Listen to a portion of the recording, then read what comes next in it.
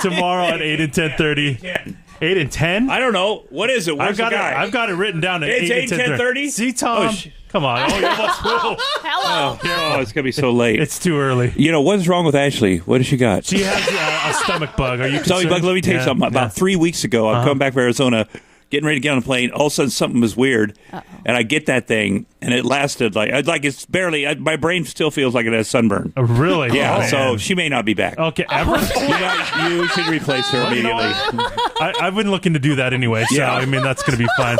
Are there supposed to be sound coming out of these headphones? Well, normally they do. Let me see. There you go. Oh, there you are. Yeah, nice. Okay. Clear your throat, How you please. doing, Tom? I'm doing good, doing well. You got a big deal here. Big operation. Yeah, it's not too bad, right? Thank you. It's really nice. It's good. Okay, great. Big camera over here. As he checks out the room. Yeah. What are you doing? Yeah, we do it up for you. Wow. Now you have a little bit of a connection to San Diego. We were talking about it earlier in the morning. A lot of connection, man. Do you really? Well, I mean, there's a lot of people here from Iowa. Yeah.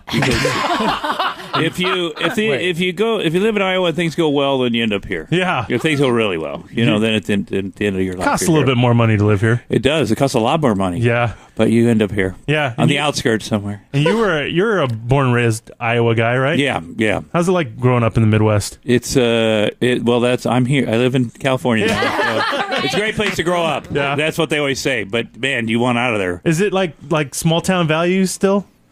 It's sort of. Okay. Sort of. It's weird because I grew up. I also worked at Hormel for 3 years after high school. So really? that was my career because my grandpa had worked there and my dad, and so the meatpacking plant was like the best job you could get in Ottumwa, Iowa at the time. Oh. So if I hadn't got fired.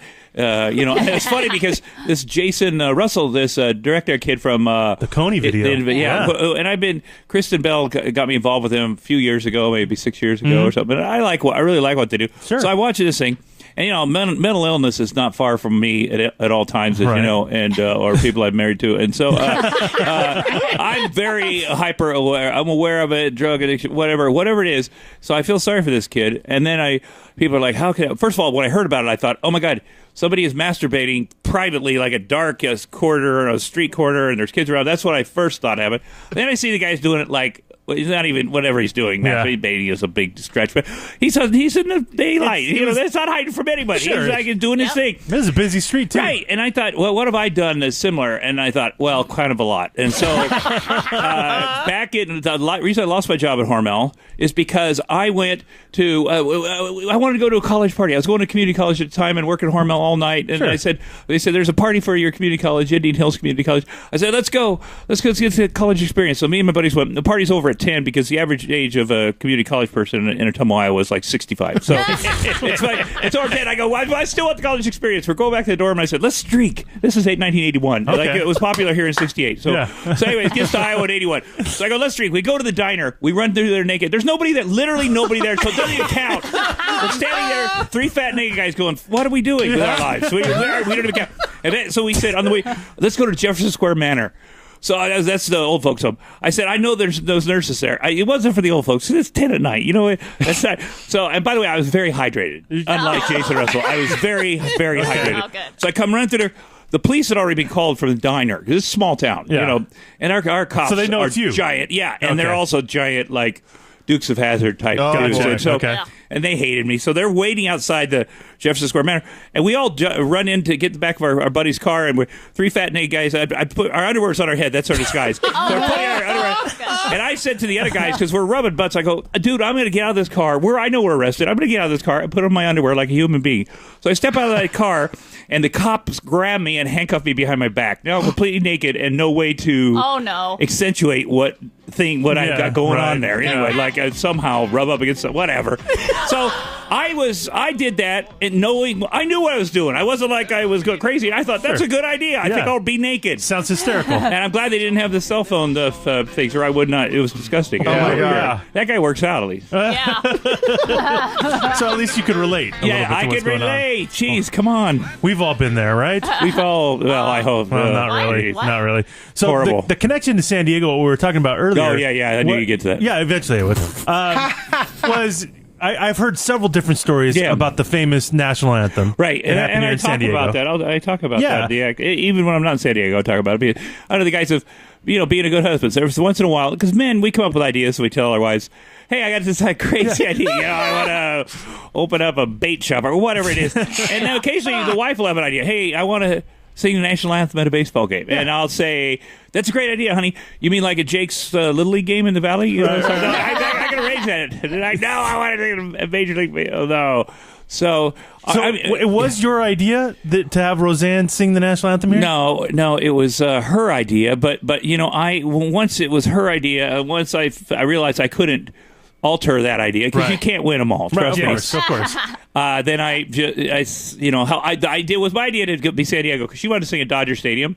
And I was like, no, probably not a good idea. Please do me one favor. Sing San Diego where no one will ever hear about it, okay? In case it goes bad. In the small chance that it goes bad, all right? Small chance. So that was my Help. Now was I thought I heard that the spitting and the crotch grab was your idea too. No, that was her? No, that was her. You'll give her that. I would love to take credit for that. Here's the deal. So we get out there.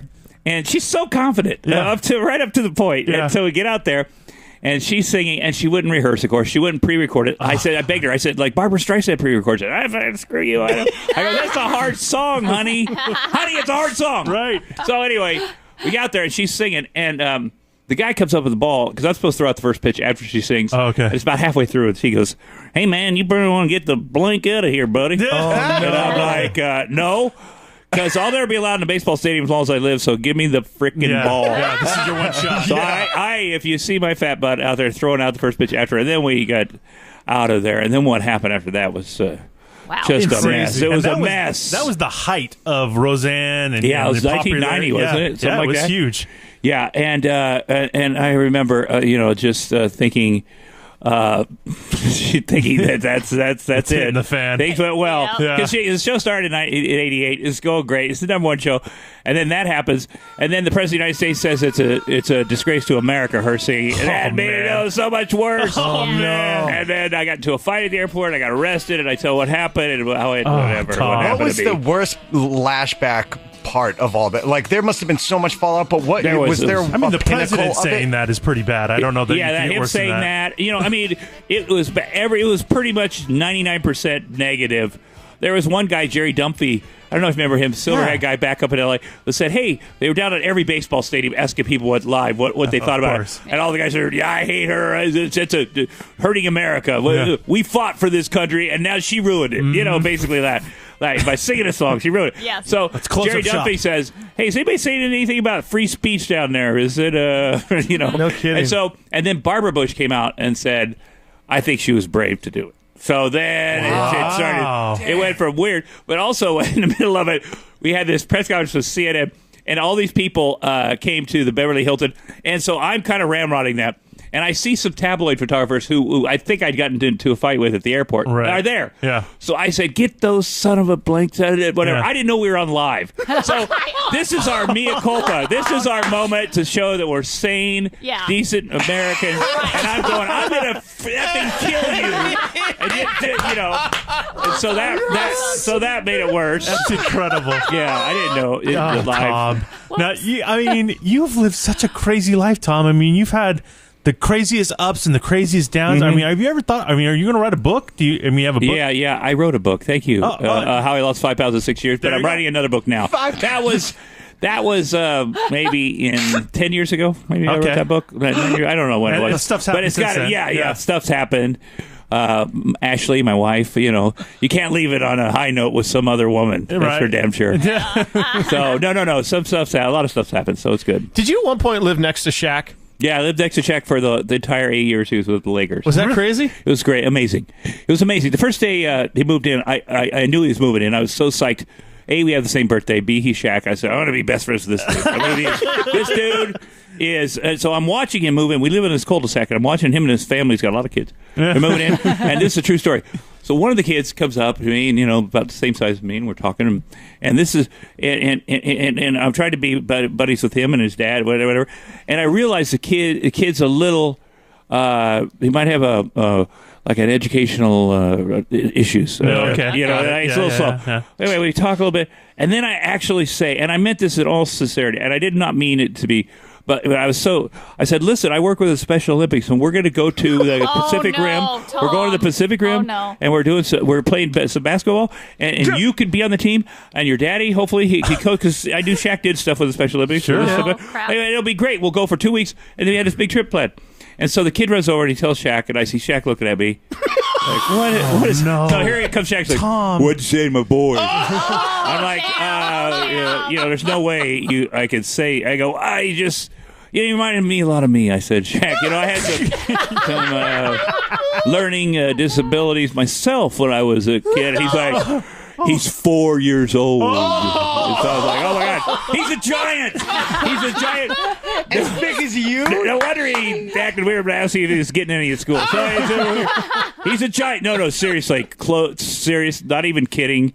Pretty close to as big as me. Unbelievable. Yeah. Oh, look There's at some Shaq. weird. He's a giant. Yeah. And then everybody called him Baby Shaq. Yeah. And, but he's big. Wow. Wicked smart. Yeah, that was Shaq. Yep. Right there. Was that Shaq? What did he say? Shaq was on our show. He said that I was wicked smart. Yeah, wicked smart. Oh, Yeah. yeah, good. Yeah, because Yeah. this guy's from Boston. He was just playing in Boston, so they had that connection. Yeah, that's what it is. Yeah, That's beautiful. So Tom, It's obviously all come together. It's all. This is what we do. Yeah. I'm worried about Ashley. I know. And because I also know that it puts a big load on you, and I can feel the Tom. resentment, God. and I feel the pain, and It's a lot in there. There's a lot going on. And by the right way, now. there's a lot of Ashleys out there. I just want to say, you know what? She's just a voice on your show. We don't know. You could put a voice similar to her in here, and people would not you don't even mean know. that, Tom. You don't mean that. Oh, show business is a cruel game. It is cruel. Come on. You gotta go see Tom Arnold. You Absolutely. He's performing at the American Comedy Company. funny. It's brand new comedy club down in the Gas Lamp. He's got 2 shows tonight, 8 and 10:30. Is that late? Yes, and Greg Puller, Amy Puller's brother, is in this show. And what's the other dude's name? Jacob Sarah. Nice. Hassaroff. Okay. Yeah, he's funny. He's him funny. too. I watched him. He's funny. Yeah.